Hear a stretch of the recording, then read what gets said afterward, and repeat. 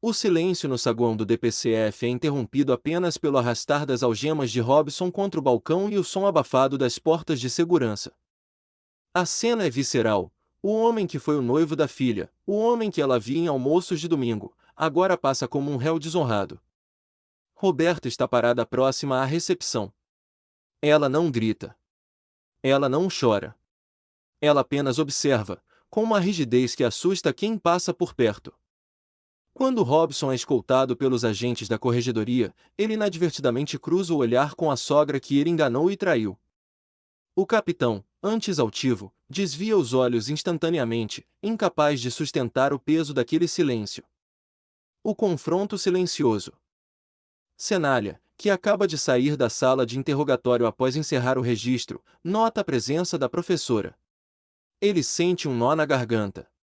Ele sabe que, embora o culpado esteja sendo levado, a ferida de Roberta nunca cicatrizará completamente. Cenália, aproximando-se com cautela, professora Roberta, eu gostaria de dizer que sinto muito. Nós fizemos o que podíamos para garantir que a justiça fosse feita. O capitão Robson confessou a participação dele e o seu envolvimento na trama que levou à morte da Carolina. Roberta volta sua atenção para a Cenália. Seus olhos estão secos, mas a intensidade do olhar é quase dolorosa. Roberta, justiça, detetive? O senhor chama isso de justiça? Ele vai para uma cela, vai comer, vai respirar, vai ter um julgamento. Minha filha está sob 6 palmos de terra. O padre Sebastião, um homem que dedicou a vida a consolar os outros, está morto. Ela faz uma pausa e aponta para o corredor por onde levaram Robson. Roberta, ele não matou apenas minha filha. Ele matou a fé que eu tinha nesta cidade. Eu a vi, detetive, nas últimas semanas, a Carolina estava diferente. Ela me contou que tinha descoberto algo sobre o amigo do noivo. Eu implorei para ela não se meter. Eu fui a primeira a silenciá-la, por medo. Eu tenho tanto sangue nas mãos quanto ele. O peso do legado.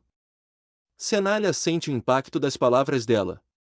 É a dor de uma mãe que se culpa por não ter encorajado a coragem da filha. Cenália, com voz suave, a senhora não tem culpa, professora.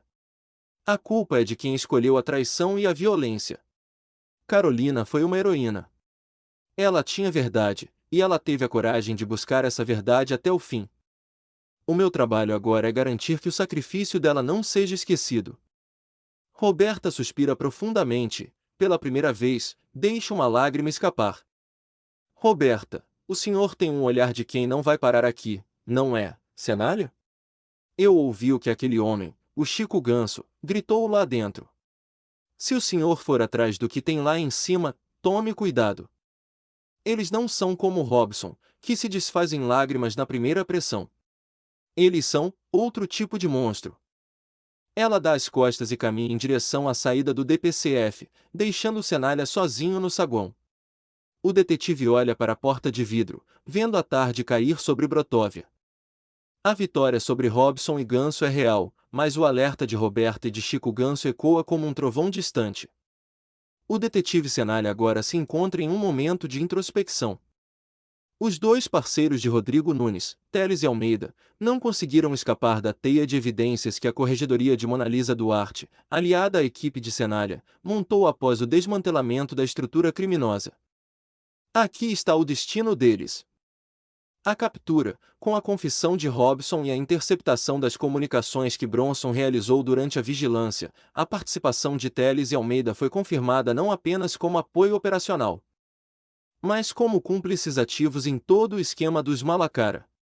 Eles foram presos preventivamente no mesmo dia em que o capitão Robson foi detido, ainda dentro do batalhão, sendo pegos de surpresa pela Força-Tarefa Especial da Corregedoria. O isolamento, ao contrário de Robson, que cedeu à pressão e confessou o envolvimento por medo e remorso, Teles e Almeida tentaram manter o pacto de silêncio, a lei do silêncio dos Malacara. No entanto, o peso das provas documentais, incluindo registros de movimentações financeiras ilícitas e áudios das comunicações interceptadas, tornou qualquer tentativa de defesa inócua. O destino final: ambos foram expulsos da corporação por processo administrativo disciplinar sumário. Atualmente, encontram-se em regime fechado, aguardando julgamento.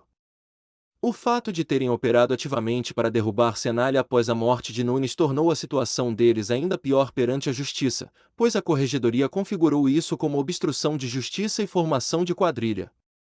Eles hoje ocupam celas separadas, distantes da influência que Chico Ganso exercia, servindo como exemplo final de que a lealdade aos Malacara não os protegeu das consequências dos seus atos. Com a prisão deles, a limpeza dentro do batalhão de Brotóvia foi completada, removendo todos os elementos que sustentavam a infiltração de Nunes.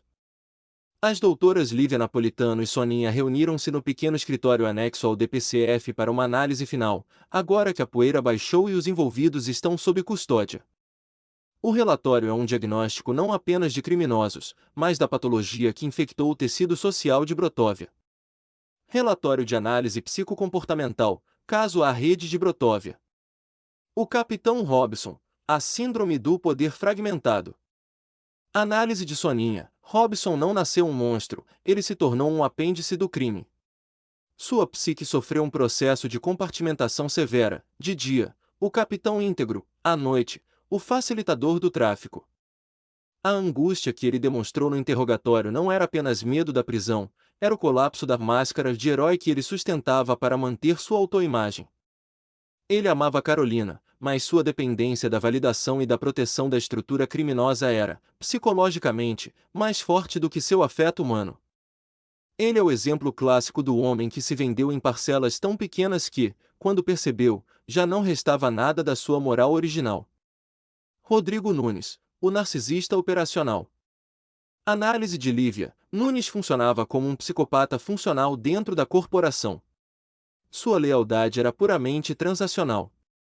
Ele não possuía o código de ética da farda, mas possuía a disciplina militar, o que o tornava um predador extremamente eficiente. Para Nunes, a ponte era apenas um teatro de operações, a vida da noiva do capitão e do padre eram apenas danos colaterais necessários para a manutenção de seu status. Ele não sentia culpa, sentia apenas frustração por ter sido superado pela imprevisibilidade de Cenália. Chico Ganso, o maquiavelismo sociopático.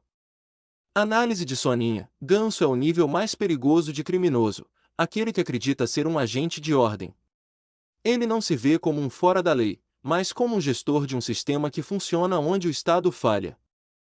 Sua tranquilidade no interrogatório reflete uma desvinculação total com a realidade social. Para ele, o resto da humanidade é apenas recurso. Sua confiança não vinha de uma crença de que ele é intocável, mas de uma compreensão cínica de que os pilares que sustentam a sociedade são tão corruptíveis quanto ele próprio. O fator Cenália, a resiliência ética como anomalia. Análise de Lívia. O que tornou o caso do detetive Cenália uma anomalia para os Malacara foi o efeito estabilizador. Enquanto todos os outros envolvidos, Robson, Nunes, Teles, operavam na base da negociação e do medo, Cenália operou na base de uma ética inegociável. Ele não buscava lucro ou autopreservação, mas a integridade da verdade. Comportamentalmente, isso desestabilizou o oponente. O criminoso sabe como lidar com a corrupção, ele não sabe como lidar com alguém que não pode ser comprado nem intimidado. Cenália não é um herói no sentido clássico, ele é um agente de desordem sistêmica para um sistema que só sobrevive através da podridão. Conclusão médica.